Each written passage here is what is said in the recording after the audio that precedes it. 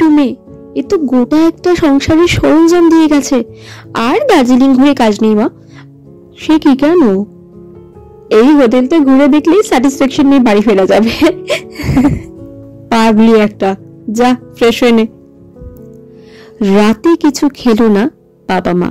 শতাব্দীতে ডিনার সেরে নেমেছিল। দোলন চিলি কর্ন স্যুপ আর ফ্রাইড বাটারি ফিশ অর্ডার করেছিল রুমে। খাওয়া সেরে মা মেয়ে একটু ঘুরে দেখার উদ্দেশ্যে রুম থেকে বেরোলো। যেদিকে তাকায় ধাঁধিয়ে যায় চোখ। ফুলে ফুলে যেন মোড়া আছে হোটেলটা। কোনোটাই আর্টিফিশিয়াল নয়, অরিজিনাল ফুল সব। হোটেলের করিডোর বরাবর গেলে একটি বড় শিব মন্দির, যেটা নাকি স্থাপিত হয়েছিল 1996 সালে। বেশ পুরনো এই হোটেল। হোটেলের খোলা লম্বা বেলকানিতে দাঁড়িয়ে রাতের পাহাড় যেন জোনাকি দিয়ে সাজানো। দোয়েল দেবী চলে গেছেন অনেক আগে। দোলন এই বেলকানিতে কতক্ষণ দাঁড়িয়েছিল খেয়াল নেই। মনে তখন সদ্য বিচ্ছেদের যন্ত্রণা, তার জীবনের প্রথম প্রেম প্রশান্ত বাগচি। হঠাৎ উড়ে এসে জুড়ে বসেছে নিহারিকা সেন। আর তারপর থেকে 3 বছরের প্রেমিকা দোলনকে দূরে ঠেলতে ঠেলতে বাইরে ছুড়ে ফেলেছে প্রশান্ত। দোল বসু জানে মেয়ের মনের খুঁটিনাটি, তাই হয়তো মেয়ের মন থেকে যন্ত্রণা মুছে দিতে এই স্নিগ্ধ পাহাড়ে নিয়ে এসেছেন। নিজের সাধ্যের বাইরে গিয়ে ওঠেন মল রোডের এই সেন্ট্রাল হেরিটেজ 5 স্টারে। দোলন, রুমে এসে শুয়ে পড়, কাল টাইগার হিলের জন্য ভোর 4টায় গাড়ি ছাড়বে। এত রাতে ঘুমিয়েও ভোর 3:30 অ্যালার্ম বাজার সঙ্গে সঙ্গেই ঘুম ভেঙে গিয়েছে দোলনের। দোল বসে উঠেছেন আরো আগে। রুমে থাকা কফির সরঞ্জাম দিয়ে কফি বানিয়ে দোলনকে দিলেন। ফ্রেশ হয়ে পিঙ্ক জাম্বো জ্যাকেট আর ব্লু জিন্স, ব্ল্যাক টুপি, মোজা, জুতো পরে দার্জিলিং এর এই কাক ভোরের ঠান্ডার সঙ্গে লড়াই করার ভালো রকম প্রস্তুতি নিয়ে নিল দোলন। গাড়ি ছাড়লো ঠিক ভোর 4:10। ড্রাইভার জানালো টাইগার হিল পৌঁছাতে আধ ঘন্টা মতো সময় লাগবে। চারিদিকে ঘুটঘুটে অন্ধকার।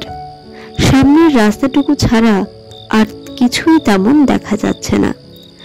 গাড়ি এসে দাঁড়ালো বজরংবলী মন্দিরের পাশের পার্কিং এ। ये रास्ता से थोड़ा ऊपर जाना पड़ेगा मैडम, জানালো নেপালি ড্রাইভার। প্রায় অনেকটা হেঁটে উপরে উঠতে হাফ ধরে গেল সবার। অবশেষে ডেস্টিনেশন। সানরাইজ হবে এখনো 1.5 ঘন্টা পর। সুতরাং এখানেই অপেক্ষা করতে হবে সেই অতিলৌকিক দৃশ্য, সূর্যোদয় এবং কাঞ্চনজঙ্ঘার। ভাবতেই রোমাঞ্চে ভরপুর হয়ে যাচ্ছে দোলনের মন। আশপাশটা চাপা চাপা অন্ধকার। চা কফি বিক্রেতা নেপালি পুরুষ মহিলারা বেচা কেনার সুবিধার্থে হাতে টর্চ কিংবা ইমার্জেন্সি লাইট রেখেছেন। দিব্যবাবু 1 কাপ চা কিনে চুমুক দিলেন। চা বিক্রেতার ইমার্জেন্সি লাইটে দোলন দেখল একটি চেনা মুখ। ট্রেনে আলাপ হওয়া ছেলেটি। দোলনকে হয়তো দেখতে পায়নি সে।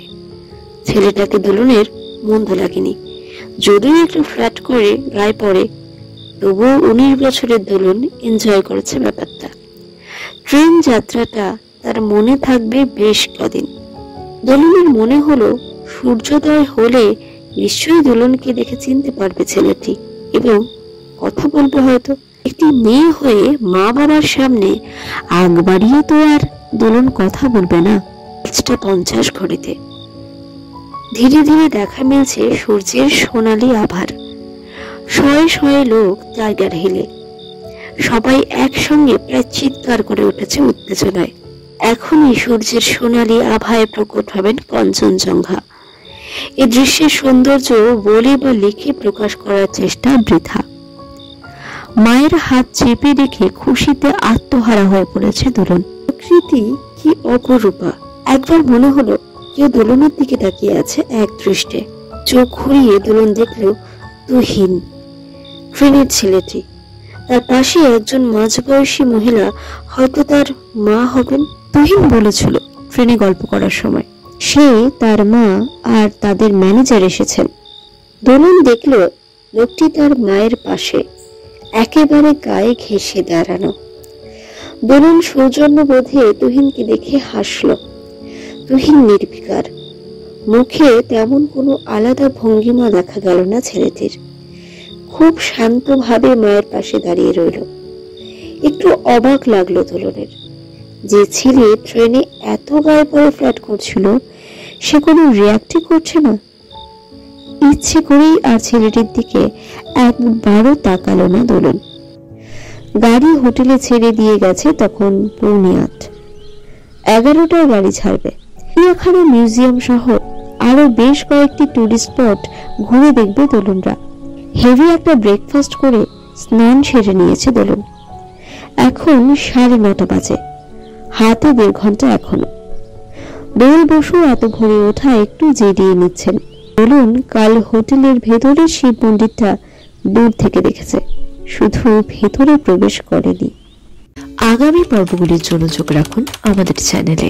লাইক ও সাবস্ক্রাইব করতে ভুলবেন না। দ্য সোলোইস্ট যে গল্প বলে।